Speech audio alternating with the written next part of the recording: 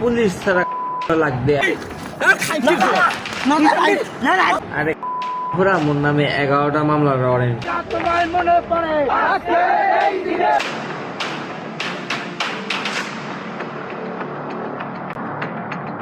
বরগুনা শব্দটা শুনলেই মনে পড়ে যায় প্রকাশ্যে রিফাত শরীফকে কুপিয়ে হত্যার অন্যতম প্রধান অভিযুক্ত নয়ন বন্ড বা বন্ড বাহিনীর কথা, অথবা নদীর পাড়ে বেড়াতে গিয়ে প্রকাশ্যে খুন হওয়া হৃদয়ের ঘটনা। এসব ঘটনার পর টনক নড়ে বরগুনার প্রশাসন মহলে।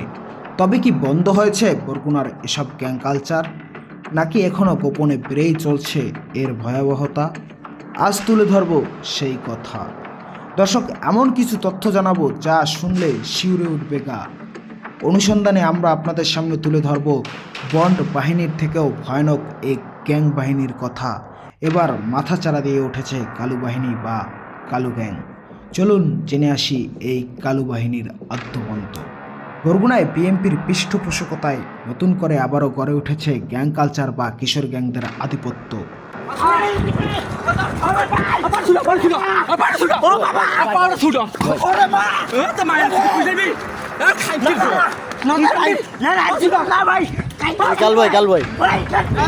এর আগে 2019 সালে বরগুনার আলোচিত রিফাত হত্যাকাণ্ডের মধ্য দিয়ে দেশ জুড়ে আলোচনায় উঠে আসে বরগুনার গ্যাং কালচার। এছাড়াও নদীর পাড়ে বেড়াতে গিয়ে কিশোর গ্যাংয়ের হামলায় খুন হয় হৃদয়। টনক নড়ে বরগুনার প্রশাসন মহলে, ধ্বংস হয় প্রায় অর্ধশত পরিবার।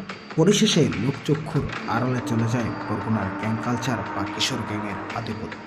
আমরা দেখতে পেতাম যে দিনে দুপুরে আমরা সরকারি কলেজের সামনে দিনে দুপুরে কলেজের মধ্যে তারা কোপাকুপি লাগিয়ে দিত, একজনকে তারা বিভিন্ন ধরনের রান্দা ছাড়া নিয়ে শোডাউন করতো। এরপর অনেকটা সময় অতিবাহিত হয়ে নতুন করে আবারও মাথা নাড়াচাড়া দিয়ে উঠেছে কিশোর গ্যাং। বরগুনা পৌরসভা ও সদর উপজেলার বিভিন্ন এলাকায় সাম্প্রতিক সময়ে সন্ত্রাসী কর্মকাণ্ড ও মাদক সংশ্লিষ্ট অপরাধ বৃদ্ধি পেয়েছে বলে অভিযোগ উঠেছে। বর্তমানে কিশোর গ্যাংয়ের উৎপাত খুবই বেড়েছে আশঙ্কাজনকভাবে, আমরা সবাই অবগত আছি। তো তারই ধারাবাহিকতায় আমিও অনেক ধরনের হুমকির শিকার হচ্ছি। ইদানিং আমরা রাতে চলাফেরা করতে নারী হিসেবে নিরাপত্তাহীনতায় ভুগছি। বরগুনায় কিশোর গ্যাংয়ের উৎপাতের কারণে আমরা রাতের বেলা চলাফেরা করার জন্য নিরাপত্তা বোধ করছি না। তারা প্রকাশ্যে মাদক সেবন সহ আরও বিভিন্ন ধরনের অপরাধমূলক কাজ করছে। স্থানীয় বাসিন্দা ও ব্যবসায়ীদের দাবি, এলাকার একটি সংঘবদ্ধ চক্র দীর্ঘদিন ধরে মাদক ব্যবসা, চুরি, ছিনতাই সহ নানান অপরাধমূলক কর্মকাণ্ড পরিচালনা করছেন। স্থানীয়দের অভিযোগ অনুযায়ী কালু নামের পরিচিত এক ব্যক্তি, স্থানীয়ভাবে যিনি বস্তি কালু নামেও পরিচিত, এই চক্রের নেতৃত্ব দিচ্ছেন। তার সঙ্গে টমটম রমজান নামে পরিচিত আরেকজন সহযোগী হিসাবে জড়িত বলে এলাকাবাসীর দাবি। অভিযোগ রয়েছে এই চক্রটি নারী ব্যবহার করে বিভিন্নভাবে ব্ল্যাকমেইল ও হয়রানিমূলক কর্মকাণ্ড, এক কথায় হানি ট্র্যাপের মতো অপরাধের সাথেও যুক্ত রয়েছে। বিভিন্ন জায়গায় বিভিন্ন ধরনের অরাজকতা চলতে থাকে, এর মধ্যেই ধর্ষণ, এরপরে দেখা যায় যে জখম করা, অ্যাটেম্প টু মার্ডার, এরপরে আমরা ইভেন মাদকদ্রব্য ব্যবসার সাথে এরা জড়িত, বিভিন্ন ধরনের মাদকদ্রব্য সাপ্লাইয়ের সাথে এরা জড়িত। এবং এই যে নারীদের যে ব্যাপারটা, নারীদের নিরাপত্তার চরম হুমকি বরগুনায় অন্যতম ঘটনা হচ্ছে কিশোর গ্যাং।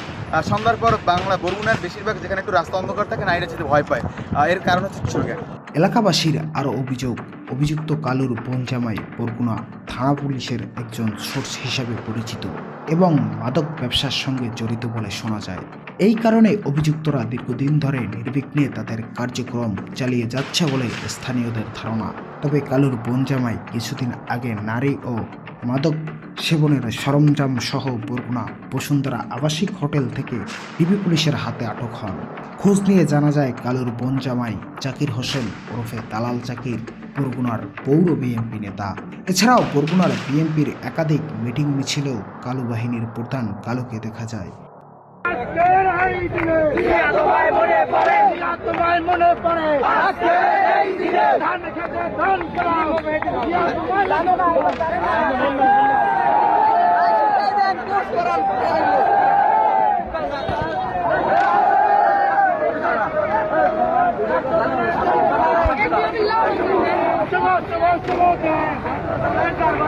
জেলা ছাত্র দলের সাধারণ সম্পাদক থেকে শুরু করে বিএনপি সহ বিএনপির বিভিন্ন অঙ্গ সংগঠনের একাধিক নেতাকর্মীর সাথে তার ঘনিষ্ঠতার দেখা মিলছে।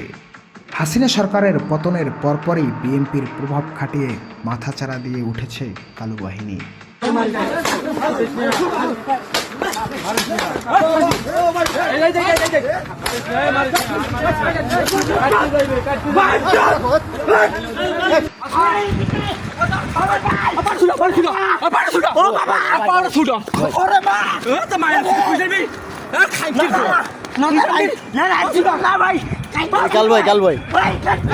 এছাড়াও কালো বাহিনীর প্রধান কালু নিজেই তার নামে 11টি মামলা চলমান আছে বলে ভিডিও বার্তা দিয়ে জনমনে আতঙ্ক সৃষ্টি করছেন।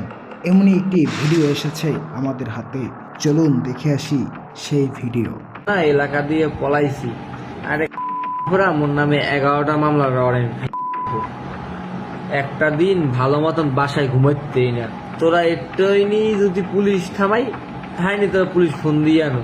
তোরা পুলিশ ছাড়া লাগবে আয় প্রত্যেকটা ঠান্ডাই তুমি জায়গা মতো। এ বিষয়ে নাম প্রকাশ না করার শর্তে কয়েকজন স্থানীয় বাসিন্দা বলেন, ভয়ে কেউ মুখ খুলতে চায় না। সন্ধ্যার পরে এলাকায় চলাচল করাই কঠিন হয়ে পড়েছে।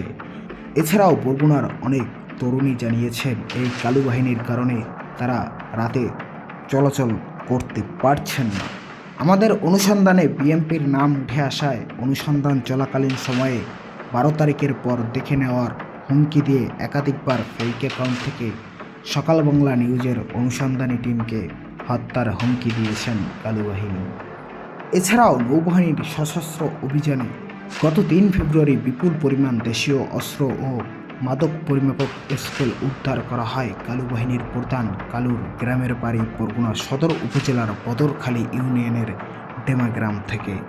নৌবাহিনী সূত্রে জানা যায়, সোমবার 3 ফেব্রুয়ারি বিকেল 4:50 থেকে রাত 9টা পর্যন্ত গোপন গোয়েন্দা তথ্যের ভিত্তিতে বাংলাদেশ নৌবাহিনীর লেফটেন্যান্ট কমান্ডার জাবের বিন হাশেমের নেতৃত্বে 25 সদস্যের 3টি সশস্ত্র সেকশন কালো বাহিনীর প্রধান কালো মিয়ার বসত বাড়িতে অভিযান চালায়। তবে চেষ্টা করেও তাকে আটক করতে ব্যর্থ হন তারা। অভিযানকালে অভিযুক্ত কালো মিয়াকে আটক করা না গেলেও তার বসত ঘর তল্লাশি করে বিপুল সংখ্যক দেশীয় অস্ত্র ও মাদক পরিমাপে ব্যবহৃত একটি স্কেল উদ্ধার করা হয়। উদ্ধারকৃত অস্ত্রগুলো আইনানুগ ব্যবস্থা গ্রহণের জন্য বরগুনা থানা পুলিশের কাছে হস্তান্তর করা হয়েছে।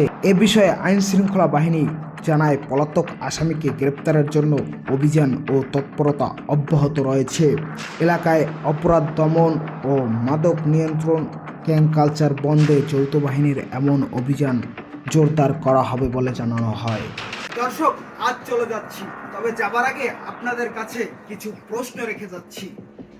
আদৌ কি শেষ হবে বরগুনার গ্যাং কালচার, নাকি অতীতের মতো ধ্বংস হতে থাকবে শত শত পরিবার? সাজনুর শরীফ, সকাল।